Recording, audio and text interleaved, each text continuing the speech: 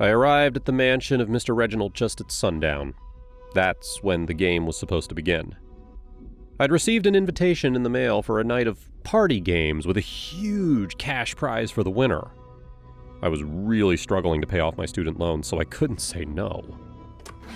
The door opened, and a tall, elderly man greeted me. He said his name was Mr. Reginald, and he ushered me inside. The two other players were already there, Harvey and Jackson. Harvey was about my age, early 20s, though he was much smaller than I was. Jackson was probably in his 30s, and he seemed quite out of shape.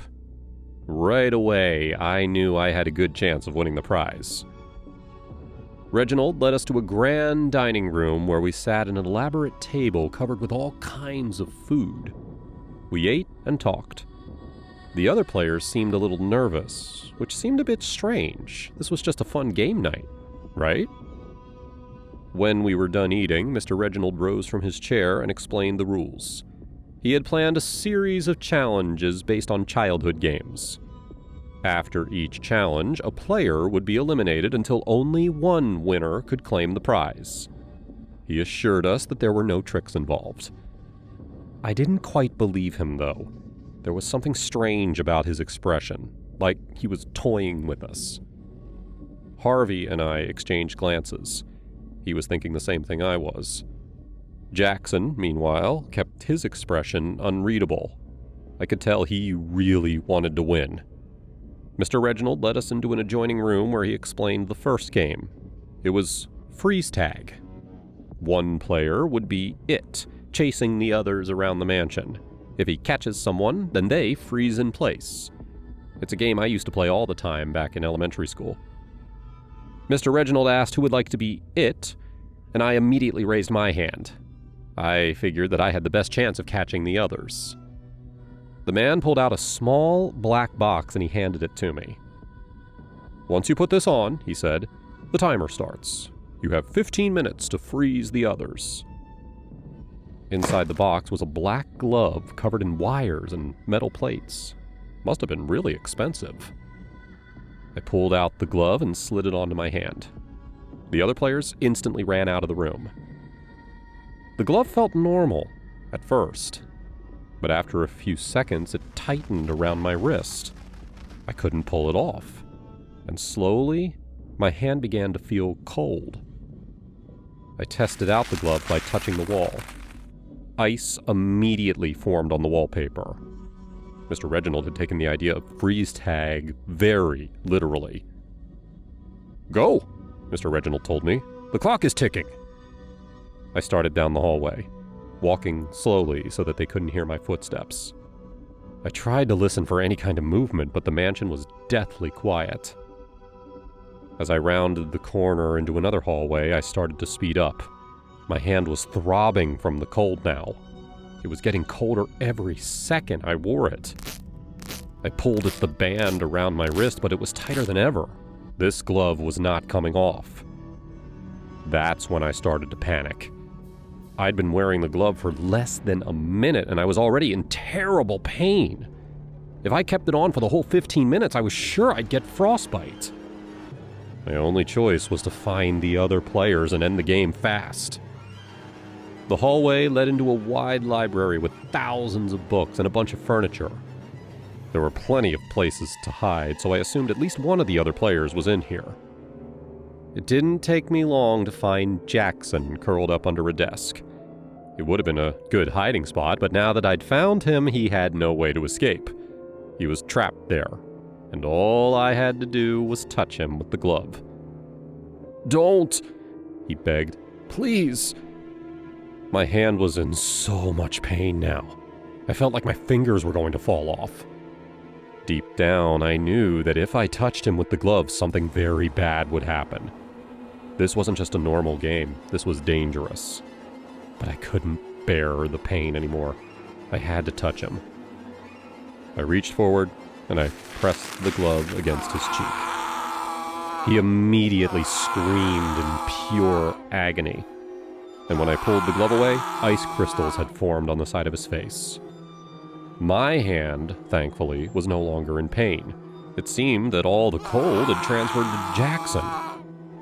I thought he'd just have freezer burn on his face, but as I watched in horror, I saw that his skin was crumbling away in frozen chunks. Within seconds, he slumped forward, dead. His face was almost completely gone. My glove clicked once and fell off my hand. Mr. Reginald's voice came out of an unseen loudspeaker from the ceiling. "Time is up. Will the remaining players please return to the dining room?" I took one last look at poor Jackson and trudged back to the dining room. This game was not right. I needed to get out of there before I ended up like Jackson. When I got to the dining room, Harvey was waiting for me. "Did you catch the other guy?" he asked. "Yes," I said. "He's out of the game." That's all I said. I couldn't tell him that he was lying dead in the other room. Harvey looked at me suspiciously. He could tell that I was hiding something from him. Mr. Reginald joined us, a huge smile across his face. "It looks like there's just 2 left. Are you ready for round 2? I opened my mouth to say no, but before I could, Harvey shouted, "I'm ready!" "Good," Mr. Reginald answered, "because I've decided to raise the prize pot to $2 million. He nodded toward the door. "This is your last chance to leave now." I knew I should have left, but the idea of becoming a millionaire was something I couldn't refuse. Besides, I had one advantage over Harvey. I knew that the danger was real, and he didn't. Slowly, I nodded. Let's continue.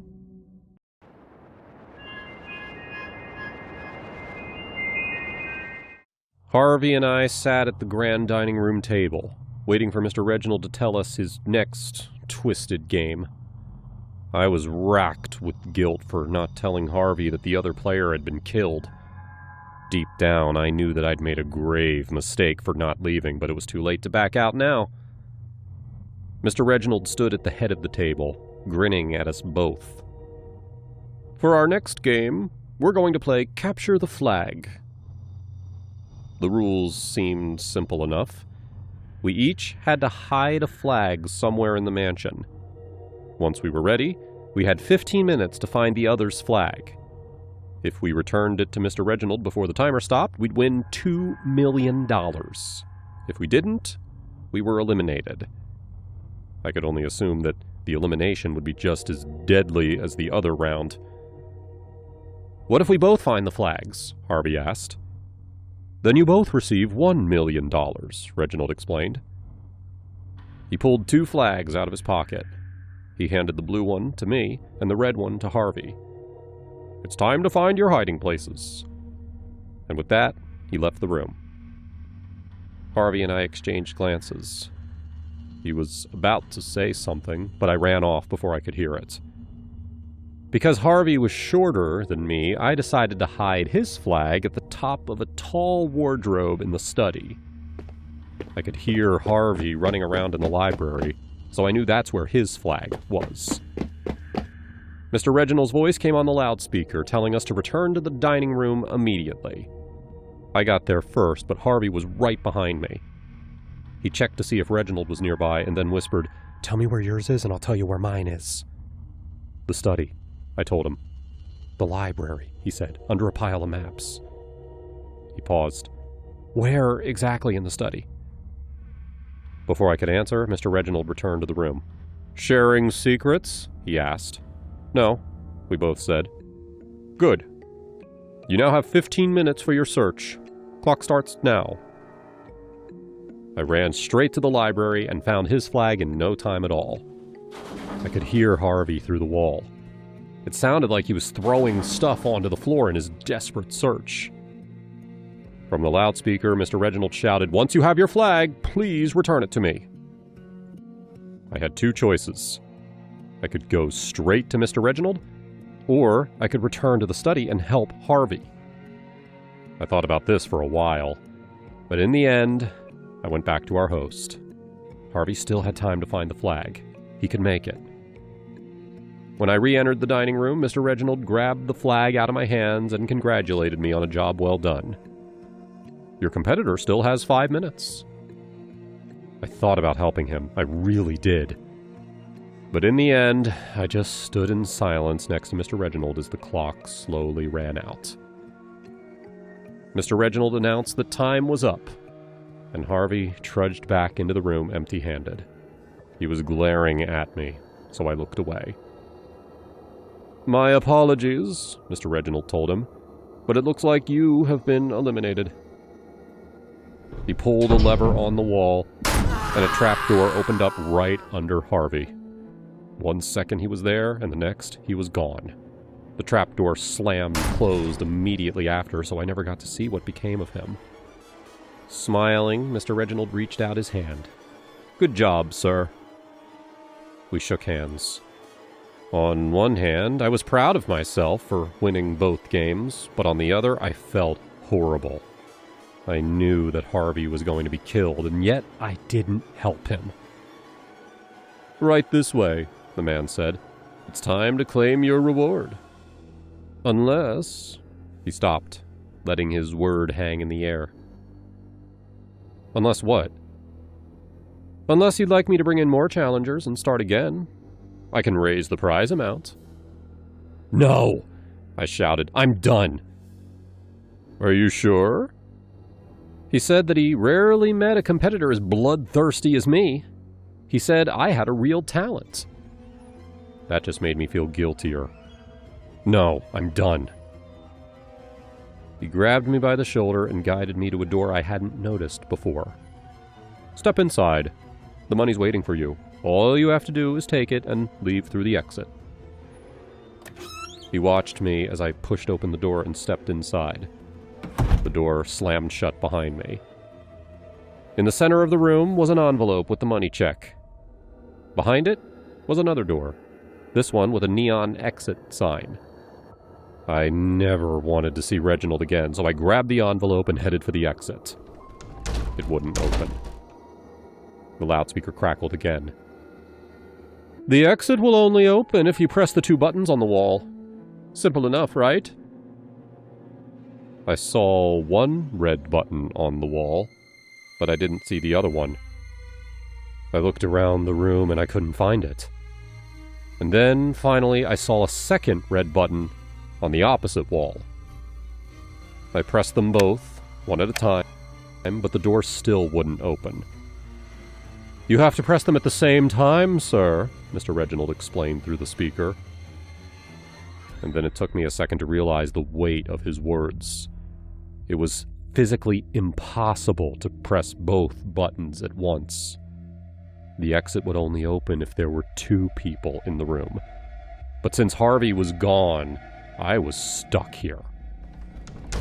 I tried the other door, the one I'd entered, but that one wouldn't open either.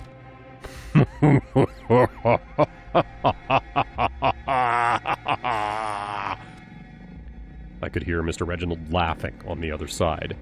I demanded that he let me leave. I screamed at him. I called him a liar and a psycho. "I never lied," he said. "You won the money fair and square. Unfortunately, I never promised to let you escape." I spent the next hour trying to figure out how to get out of that room, but it was useless. I couldn't press both buttons at once, and I couldn't pry open the door.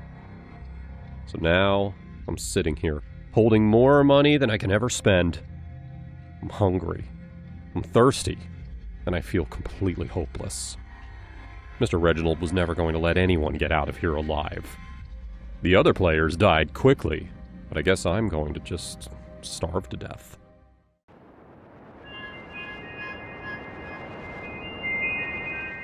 There were 3 participants left in the competition. Me, Tracy, and Marcia. I didn't know Marcia that well, but Tracy and I had developed somewhat of a friendship over the last few weeks. We helped each other survive the Simon Says challenge without getting squashed by boulders. She wasn't the most physically able contestant, but she was great at figuring out clues and calming the other players down when things got tough. And now, After watching the other 47 contestants get eliminated in increasingly disturbing and morbid ways, the three of us were finally safe. The front man announced over the loudspeaker that we were supposed to meet at the round table to discuss how we would divide up the prize money. We sat across from each other at the circular table. It looked so much bigger now that there were only 3 of us left. We each had a glass of champagne and a small chalkboard in front of us.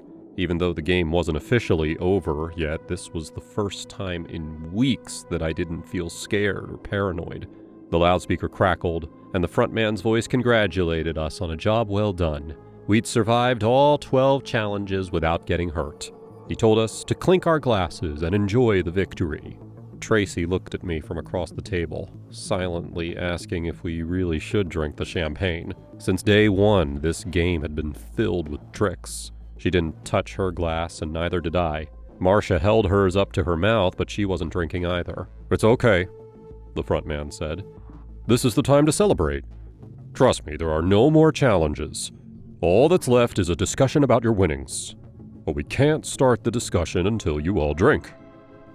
As always, his voice had a hint of anger. This whole time, we'd never actually seen the front man, but we knew he was always watching us. Eventually, Tracy shrugged and raised her glass. I did too. "To us," she said. All 3 of us took a sip. The champagne tasted completely normal. It was quite good, actually. Once we set down our glasses, the front man continued. "As a group, you've won $10 million. Congratulations. Now, you must decide if you want to split the money equally. If that is your choice, please write an equal sign on your chalkboard. Don't show the others. If, however, you want the money all for yourself, please write a plus sign." I looked at Tracy's face. She was smiling awkwardly. Marcia's face was pretty unreadable, though. The voice went on to explain that if all 3 of us wrote an equal sign, then the game is finished. But if even one of us chooses the plus sign, then we have to face our deadliest challenge yet, a challenge that will guarantee that only one of us survives. We sat in silence for a while, until Marcia finally said, "I'm choosing to end things now." "Me too," Tracy said. They both waited for me to respond.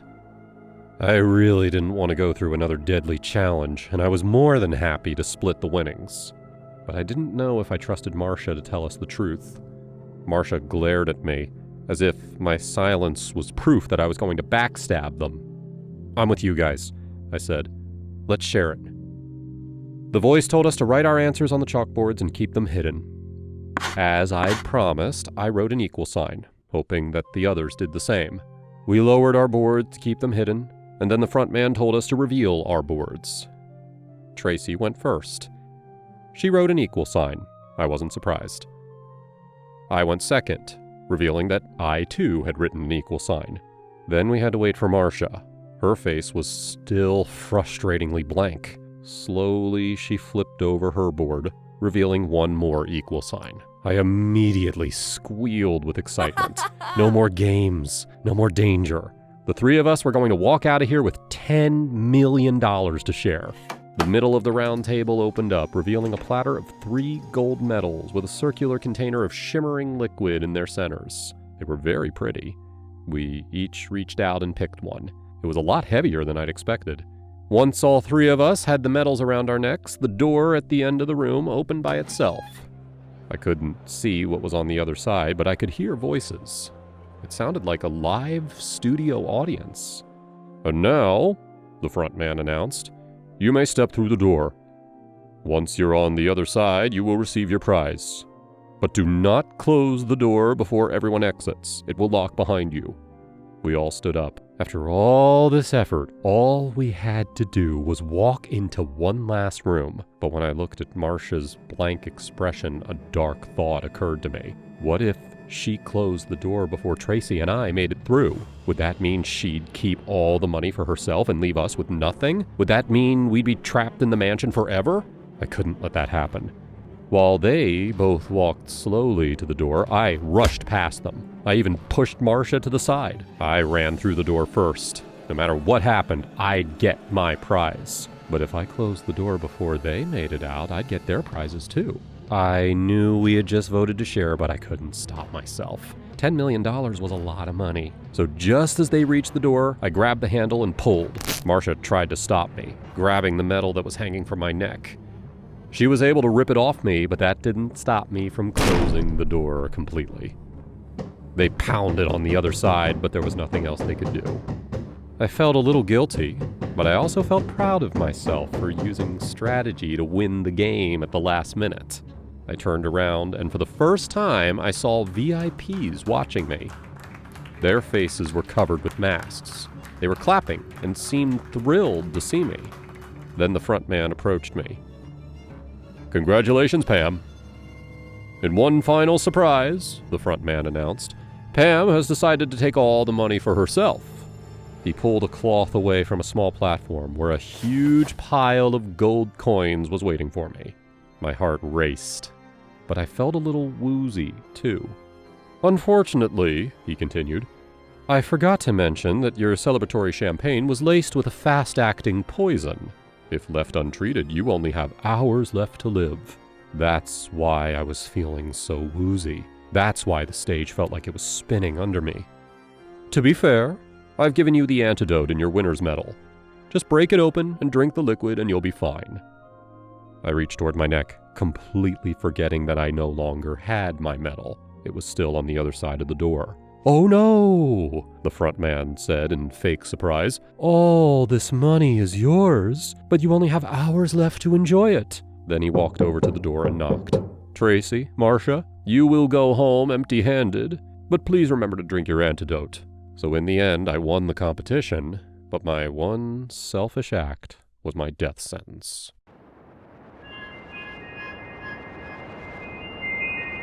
My name is Charles. I've worked for the same company for 2 years, and in that time, I've climbed the ladder faster than anyone else. Why? Because I know how to play the game. Business isn't about talent or hard work. It's about power, knowing where to step, who to step on, and how to make sure they stay down. Take Terry, for example. She's been with the company for 8 years, busting her tail and racking up accolades. She's good, I'll admit that. But good isn't enough. She doesn't know how to maneuver, how to make people need her. She thinks talent alone will carry her. Poor thing. When I got promoted over her, I could see the resentment in her eyes. It was delicious. I knew she'd been gunning for the same position, but honestly, who would choose Terry? She's too meek, too careful. Meanwhile, I'm bold, decisive, and most importantly, I've got the bosses wrapped around my finger. The Florida conference was my masterpiece. I told the team we'd all be going, but when it came to Terry, I spun a story about limited accommodations. She bought it, as I knew she would. But then she surprised me. She pushed back, offering to stay at an Airbnb just to attend. That was bold for her. I'll give her credit for that. Fine, I thought. Let her come. It'll be easier to put her in her place when she's right under my thumb. I made sure to give her the wrong itinerary and let the resort staff know she was trouble. When she showed up, I could tell she felt out of place. Perfect. A little alienation would soften her up. But then she had the gall to sit with Mr. Jenkins at breakfast, flashing her ideas and stealing his attention. That was a problem. Jenkins liked her too much. If I didn't act fast, she'd turn this whole thing around. That's when I decided to take matters into my own hands. "Terry," I said, "why don't you check out the sauna? It's great for relaxation." She hesitated, but I insisted, practically dragging her there. Once she was inside, I jammed the lock and cranked the heat. As I walked away, I couldn't help but chuckle. She'd be out of commission long enough for me to steal the spotlight, and her precious Harding initiative. By noon, I was in the conference room, commanding attention like I always do. My presentation on the Harding initiative was flawless. I'd studied her notes, of course, and polished them into something truly exceptional. The clients were eating it up. Everything was going perfectly until the projector screen flickered to life. There it was. Security footage of me locking Terry in the sauna. The room gasped. Jenkins' face turned an alarming shade of purple. And then, like a phoenix rising from the ashes, Terry stormed in. dripping wet and red-faced, snatching the microphone from my hand. She finished the presentation, and the room erupted in applause. I won't lie, it was a setback. Jenkins ordered an investigation, and for a moment, it looked like I was finished. But I hadn't clawed my way to the top just to be taken down by someone like Terry. I had leverage. I knew things about Jenkins, about the clients, about everyone in that room. When you're as observant as I am, you collect secrets like trophies. While Terry basked in her brief moment of triumph, I made my moves behind the scenes. I leaked just enough dirt on Jenkins to remind him who held the power. A discreet conversation with the clients turned their admiration for Terry into doubt. By the time the investigation wrapped up, the narrative had shifted. Terry wasn't a victim. She was an opportunist, desperate for attention and willing to sabotage the team. Jenkins called me into his office. "Charles," he said, "this whole situation has been a mess. But I've reviewed everything, and I think you handled it as best as you could under the circumstances. Let's put this behind us." Terry, on the other hand, was quietly transferred to a less visible position. I heard she left the company a few months later. As for me, I got a promotion. The Harding Initiative, it's now the Charles Initiative, and it's the crown jewel of my career. Terry thought she could beat me at my own game.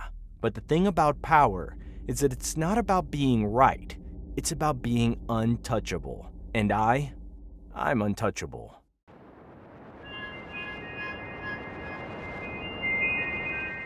I knew what was coming. Everyone in the car knew what was coming. And I had a sense that Andy, my 16-year-old younger brother, also knew, because he did not throw a tantrum the entire trip back from church. And Andy always threw a tantrum on our way back from church. Nothing troubled the stiff tranquility in the car, but for the occasional sign that my father let out at unrhymed intervals. I was in trouble because I had kissed a boy in church. The car squealed when my father turned it into the street, and I felt my heart thump so furiously against my rib cage that I feared that if it beat any faster, there would be a gaping hole there in the stead. My mouth ran dry and parched, quicker by the second, as the car glided down the street to our own house. With the left swerve of his hand, Dad sharply cut the bend, and we were in the walkway. Worthless child. Better dead than bringing us shame, Mother said in a desperate breath. The soul that sins must die, my father said, and my blood ran cold. I felt turbulence brew in me so powerful that it made me shed a tear. I understood his words were no joke. He had done it before. He was revered in the neighborhood and had such powerful connections that had proven useful the last time. The last time it was my older brother. He was 19 just like me when it happened, but it still felt like a lifetime ago in my eyes. I recollected the details in broken pieces. He had been with a girl in church, and they had been caught in a compromising position.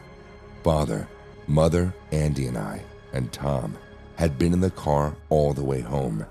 Then, Father had said something of the sort. I went to my room on that occasion, and it was barely hours later that I heard Tom start to cry. He begged terribly in his crying. He begged for respite from Father's holy anger and Mother's righteous indifference. With each cry, I could sense his strength wane. I sniffed. "Come with me, Andy," my mother said, and pushed her side of the door open. Andy's side of the car clicked open, and Mother moved over to seize him. I stared downwards at the car latch on my side of the car, and it was still shut. I blanched in horror. "You must say your repentance. Your blood atones for the sins of your flesh," my father said, a stable tone that only betrayed anger. I suspected that he had said the same words to Tom before he handed him a sacrificial knife. The same knife which the people of the church he pastors over cut themselves with when they have been caught in sin or confession to sin, until he decrees their trespass forgiven by heaven.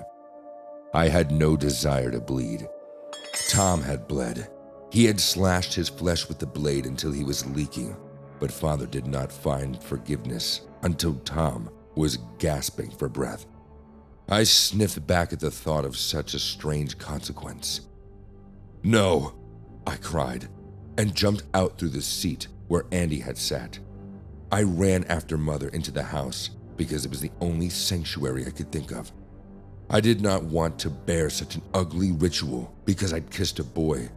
I had heard girls my age kissing boys, and they did not have such violent marks of violent encounters to show for it. Mother appeared aghast when she saw me come from behind her, nudging her to the side as I rushed to my room. Father was on his heels behind me, carrying the knife. I wasn't thinking. I was simply living in horror which I wanted to escape from. I found my phone on my bed and I rushed to my room and picked it up. My father's yelling was loud from the door when I clicked on the emergency numbers. Mother soon joined in the frenzy, as passionate as he was, that I must bleed if I should atone for my sins. I fumbled terribly from panic that I dialed the wrong numbers twice before I finally got it right. 911. My head struggled to interpret the commotion that my parents' footsteps were coming to my door with Andy beside them. I was not ready to hurt myself, not like Tom, who they had broken in their lust for righteousness.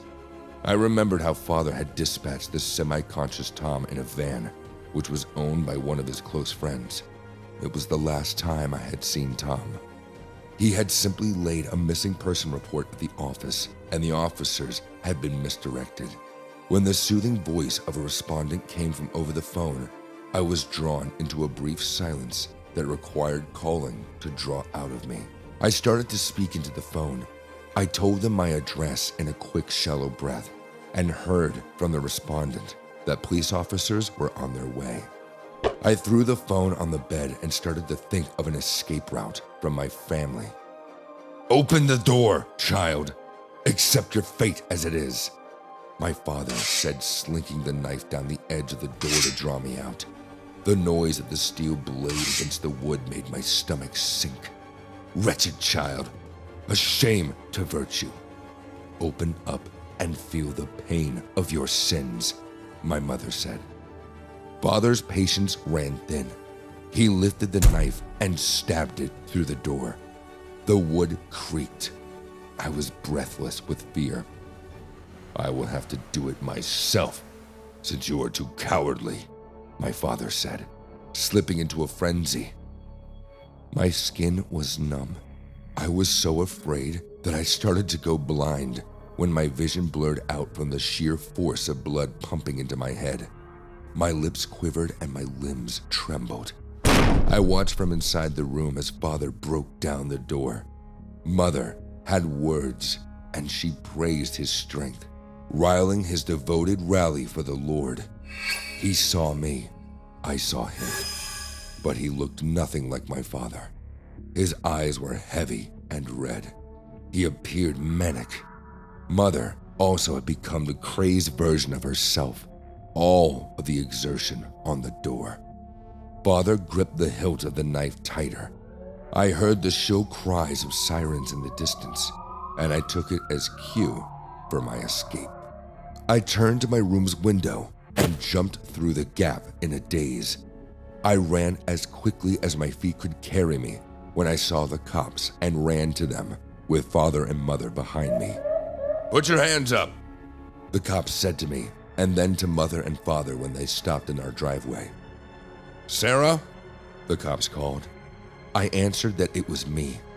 They then turned to my parents. The knife fell out of my father's hand. "You're both under arrest for attempted murder," the cops said to my parents.